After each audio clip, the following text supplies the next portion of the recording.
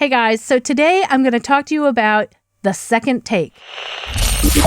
Every moment is a teachable moment.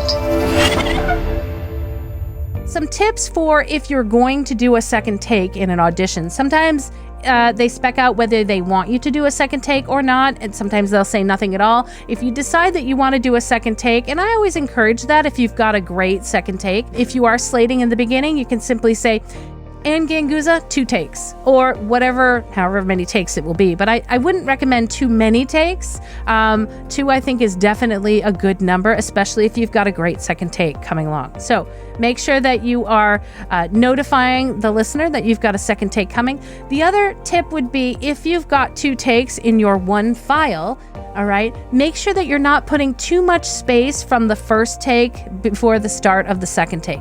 Like, you don't want to add in 5 seconds of space from one take to the next, because if casting directors are listening quickly, if you go from one almost right into the next, that will catch their ear. Now, in terms of creating a unique second take, I think that is absolutely a great strategy to create something unique. You certainly don't want to do the same take twice. That will almost reflect poorly on you if you're going to do the same take. That would not impress a casting director. So when you're thinking about how to prepare for your second take, I want you to think about obviously the content of what you're speaking about, and think about the scene where you are. Okay, I always like to change the scene. Maybe for the first take, I'm outside and I'm walking alongside with the person that I'm speaking to, and I'm imagining telling them about this great new product. And then maybe for my second take, I'm inside at a company and I'm actually seeing the product being made, and I'm talking to maybe an employee. So it could be a completely different scene that allows you to, we are voice actors, right, to react in a different way. And that would give you a second take that would be unique. So think about a different scene. Now, the other thing you can think about is a different emotion about the product. Maybe you're super excited about the product, and that's going to give you a certain urgency to your voice, and maybe your pitch will elevate a little bit.